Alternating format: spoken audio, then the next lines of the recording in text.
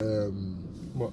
To 4K in it, the recording, because sometimes it doesn't come out 4K on YouTube. Was that because we haven't put it on 4K on YouTube? Yeah, we didn't put it on 4K on YouTube. Yeah, we didn't put it on 4K on YouTube, innit?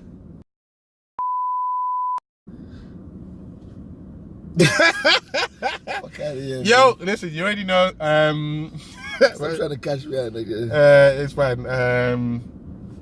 Probably completely. It's the football pull up. Come on. Football pull up. You already know. I'm not wearing my Arsenal shirt, but showing points and whatever. This is the football pull up. We're just gonna do a match recap. You get me, of everything that happened up until this point. So I lost my voice. And it was a good weekend. Yeah. So let's go from bang. You're in out of nowhere.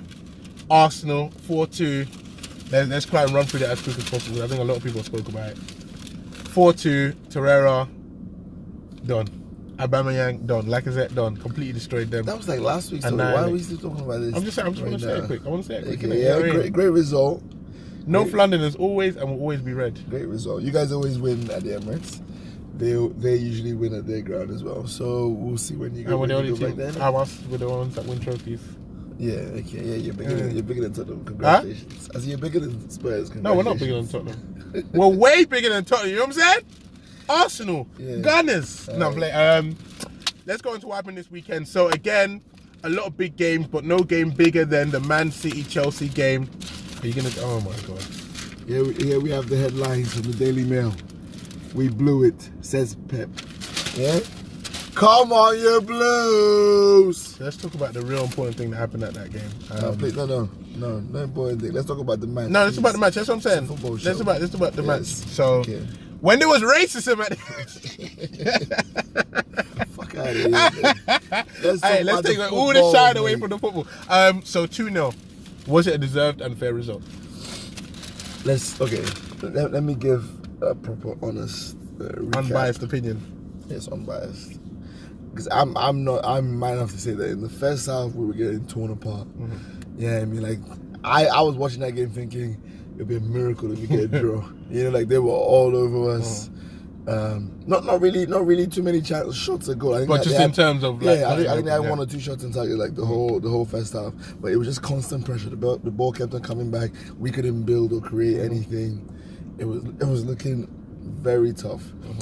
And the funny thing is, I thought when I saw the formation of both teams without a striker, you hardly ever see that in Premiership football. I can't remember a situation where 2 teams have gone and played each other and no, they had a striker. No, but it's crazy because both teams had strikers. I'm not saying obviously 3 strikers. Strikers were injured. No, the thing is, obviously Aguero was injured. Yeah, but it's not like all the strikers were injured. I'm saying obviously Man City, they wanted to play Aguero. That's who they'd want to play. But I'm surprised that Jesus didn't play in that game. I get, you know what I mean? I'm surprised. Jesus, interesting stat, 1 goal this season. Yeah, he's been on form. Yeah, so but he will claim that he doesn't play as much. He hasn't played as much this season as he did last season. I would argue, I'd argue watching Jesus play. I'm not making an excuse for him because he's been poor, but I'd argue his role seems a bit different now. So when you watch him play, I see a lot more pressing, a lot more. He's before I felt like he was just a goal, like he literally just got his goals at one point. He was just in front of goal, getting chances. But I feel like now he doesn't do the same thing that he used to do. You know what I mean? Like now he's more pressing. He's less about the goals and he's more about the gameplay.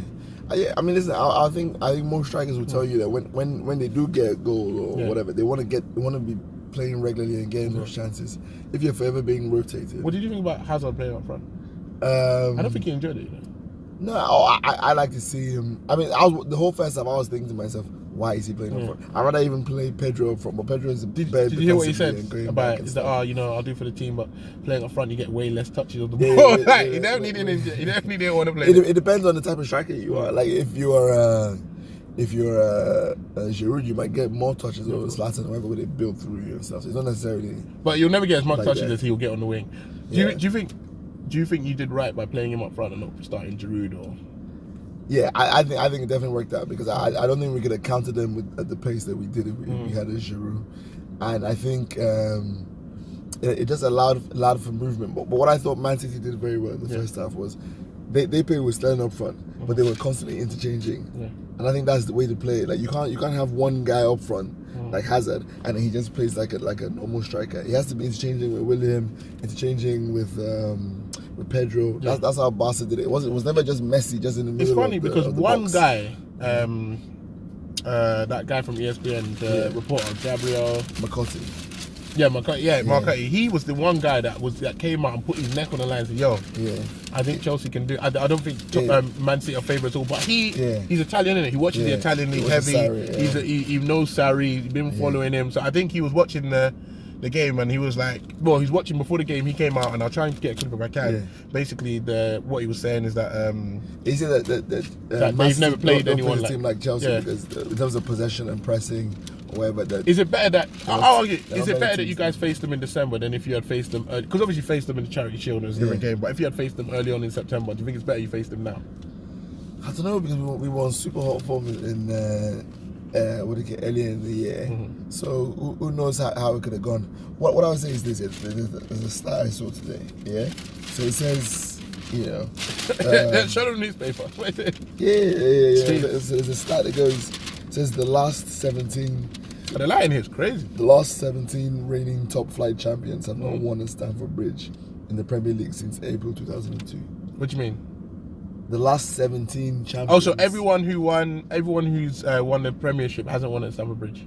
That year, that next year. Oh, okay. The next year. While we've been champions. Yeah, I mean. So we do this. That's what I'm trying to say. We're giant killers, and we're giants ourselves.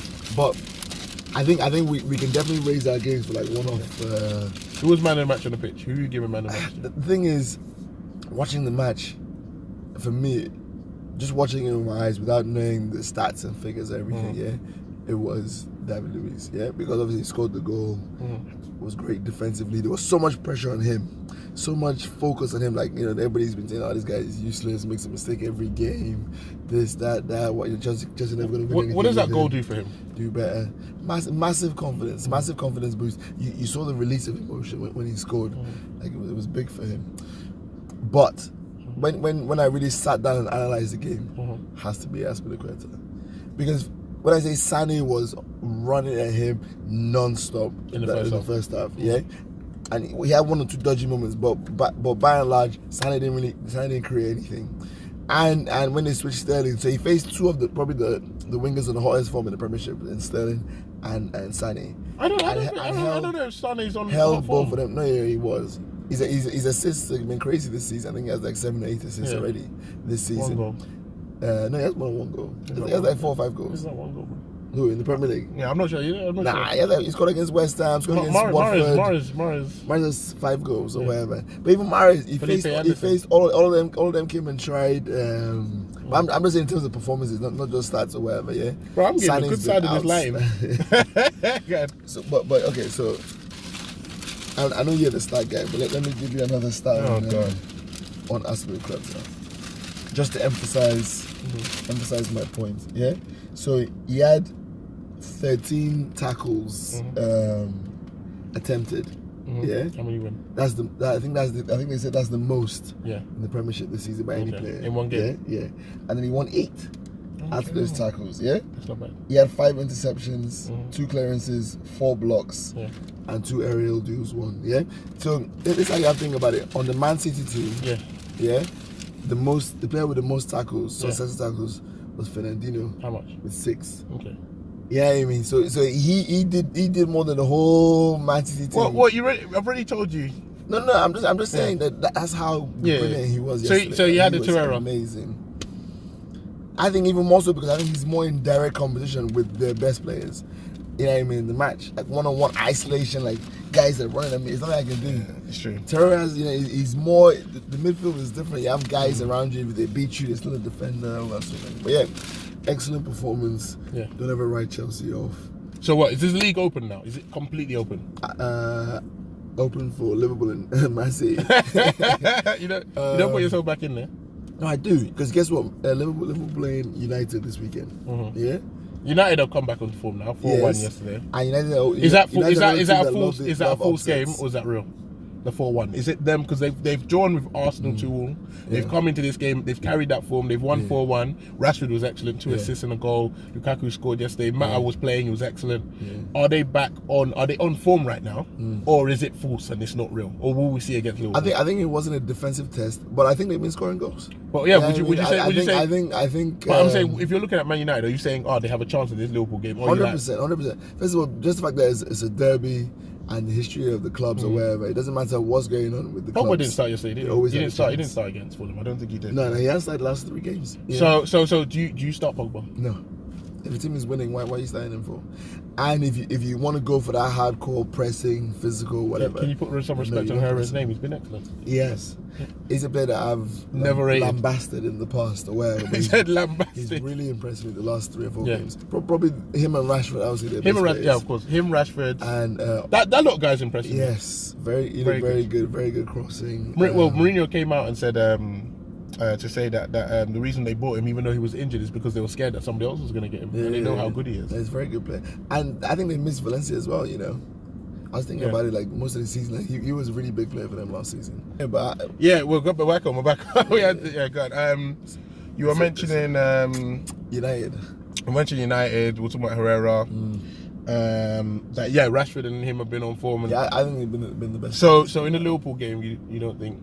No, because I don't think. Well, Liverpool won 4-0. Salah got a great hat trick because this is the recap. He did, but I thought the defending against for Bournemouth was woeful. First goal was offside. Yeah, I don't think Bournemouth weren't that bad in that game. They didn't 4-0. They won, but they were too. I don't know, but I'm saying 4-0 did not. It wasn't 4-0 wasn't the level. Wasn't the. It wasn't how good Liverpool were. Yeah. But Salah's goal, he ran the goalkeeper. Outstanding goal. He looks like he's coming back to form. But very interesting. Liverpool changed their information yesterday. Played 4-4-2. They played Salah up front. They played that in the last. They played 4-4-2 with Sturridge up front and Origi as well in. I forgot what game that was in, but they against played Burnley. Against Burnley. They played 4-4-2 before. Yeah, so he's trying different things. That guy, the manager really loves Origi, man. Like I've really figured out that Klopp loves that sort of player. Like he loves the hard worker. Like he loves Origi. He could have sold him. He could have whatever, but he loves him. Yeah, he does. Like, he's really trying to get that guy into the team. How do you think that manager's gonna go there? Who? Liverpool, Man United. He's playing home. Who's playing away? Who's playing at home? Liverpool at home, I think. Is that Liverpool at home? Yeah. Yeah. It depends. It depends what Salah turns up. I think Liverpool win that game. I think this is a different Liverpool team.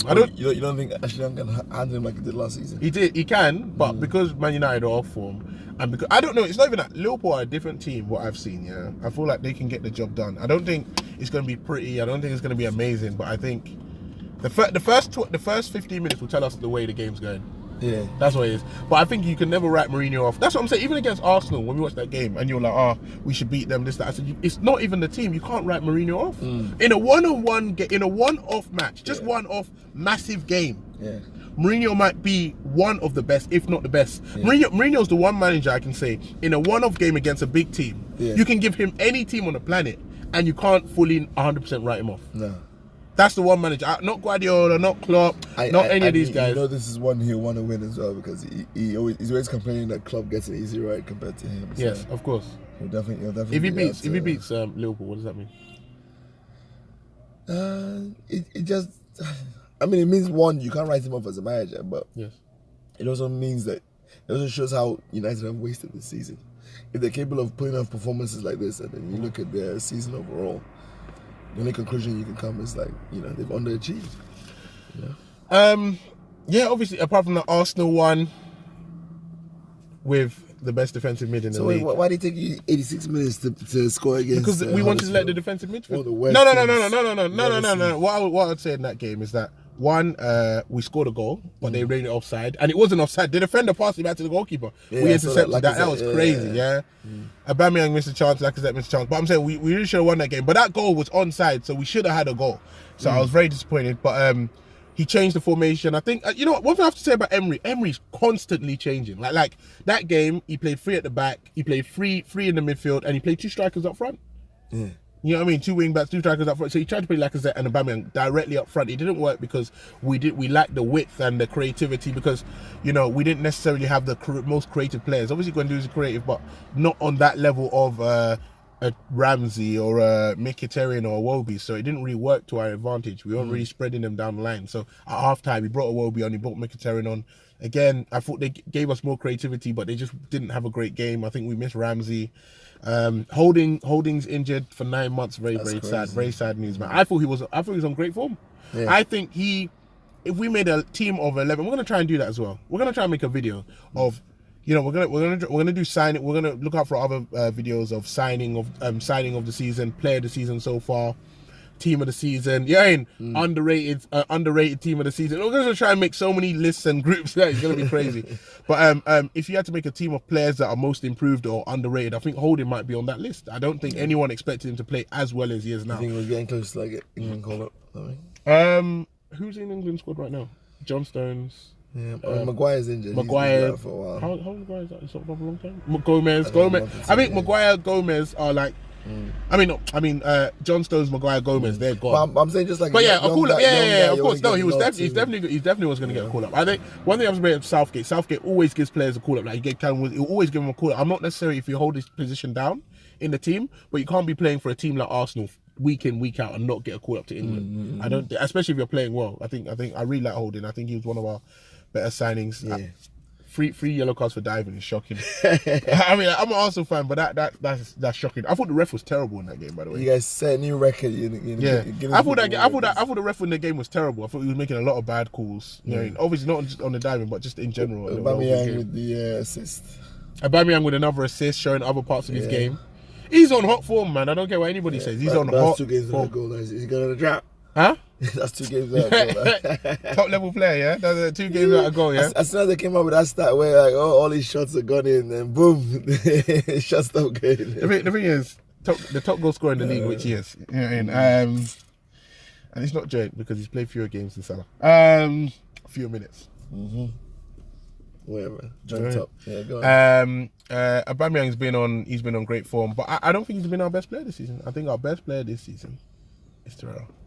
Yeah, and that's what I'm saying. But no, it's good to show Arsenal in a game because normally games like this we wouldn't win. Games where everything's not going right, our players just not turned up, they're not whatever. The fact that we got the final goal. You think Terrell's been better than Xhaka? I'm gonna ignore that comment. But the fact that we got the win, because the thing is, it's not just about winning pretty. Winning ugly as well is key to you doing well in this season. So it's good that we done that. Tottenham won as well, didn't they? Do you see Hong Sung-min's goal? Outstanding. Left foot. Very, very good player. Very, very good player. The thing is, what do you do? Because is he top? Do you think he's underrated? Very underrated. I've always said this. Yeah. Why is he underrated? Because he can do everything. No. Why is he underrated? As a player. Yeah. I don't know. It might sound racist, but I think it's because he's South Korean. No, but that's not racist. Is that more? No, but we've said this about African players as well. African players or players from small countries. Yeah, but I think let's say Mane would be more rated than him. What you say? I think Mane would be more rated than him. No, but that's because Africa we support. I think Asian players are even rated even less. Yeah, but I say African players. Yeah, that's what I'm saying. Yeah. So I think that's not more. Is it more? It's more the size of the country and the fact that how big the country supports the. Also, sometimes. But I agree with you. Yeah, South Korean is not. Sometimes you have to state your own case. You have to fight your own case, and I think all these footballers are. So you think I've never heard of hosting. So I'm gonna try and put the Lovren video up. But do you think when Lovren said, "Yo, I'm one of the best defenders in the world," that was the right thing to say? Now, do you think it's better to say that than to be quiet if you are one of the best? If you've been getting slated all season, then yes. No, but I'm saying if you are one of the best defenders, if you're saying it's better to say you're one of the best defenders in the world and not me, then to not say nothing. It's only English players that are humble like this. Everywhere else in the world, the Brazilian guys will tell you, Argentinian guys will tell you, Spanish guys will tell you, like, yo, listen, I'm a champion. Respect me. I've won this. Respect me. This, that, whatever. But English guys are all humble, get your head down. You know what I mean? Like, I never heard Rooney saying he was the best, even though at one point he was among top 3. Top 5 definitely. What 2010 when Ronaldo? Yeah, I mean? And if that was a Brazilian, like look, let's compare it to like a Neymar now, who's not the best, but he will tell everybody he's the best. You know what I mean? So that's the difference in mentality. So who else played this? Oh, West Ham. Felipe Anderson again. Looking excellent. Great goals. I have him down as one of my signings of the season. We'll talk about another video. Yeah, definitely. I thought Hernandez's goal was great. from a goal poacher's perspective, yeah. outstanding. I think goal poaching is something that It's a dying art. It's a dying art, but it's very disrespected. Like the art of movement. Forget about goals as in tapping. The art of movement, because there's a difference between you standing there, me laying the ball off to you, and you're just standing right here and you don't move, and me passing all the way to we pass the ball and you make that amazing movement. That's amazing. To see a free kick and to run before everybody, to know that it's possibly coming to you is crazy. There's a goal that Spurs Hurricane scored last week. Yeah, I think nobody's talking about it, but that was an outstanding goal. It was a corner. Yeah. So they played a short corner and somebody crossed in the box. When I said that, do you want to just play the video? Yeah, play the video. Okay. There were like 20 people in the box.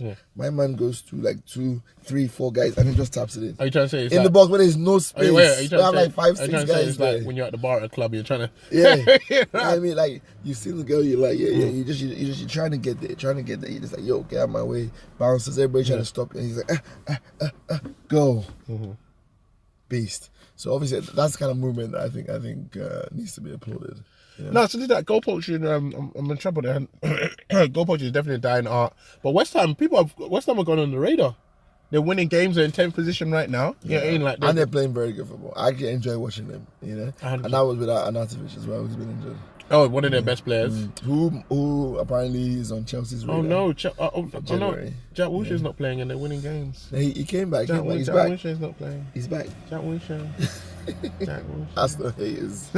He's back. Torreira, we got Torreira, I'm gonna try and put this at the start of the video.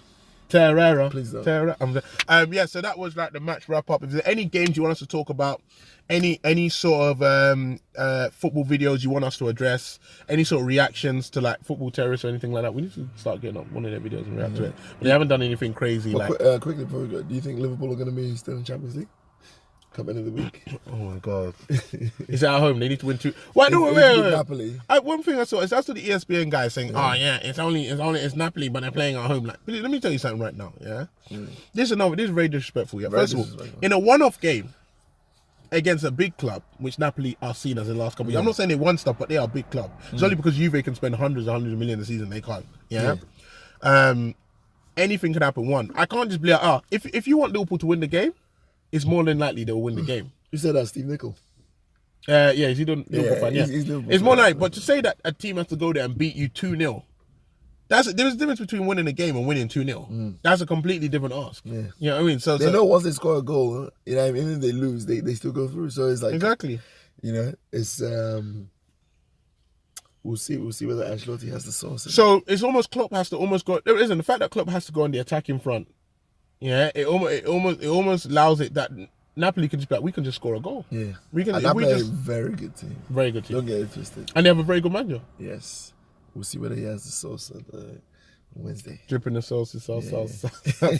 It's crazy to think that Man United are definitely through and Liverpool they're finalists are.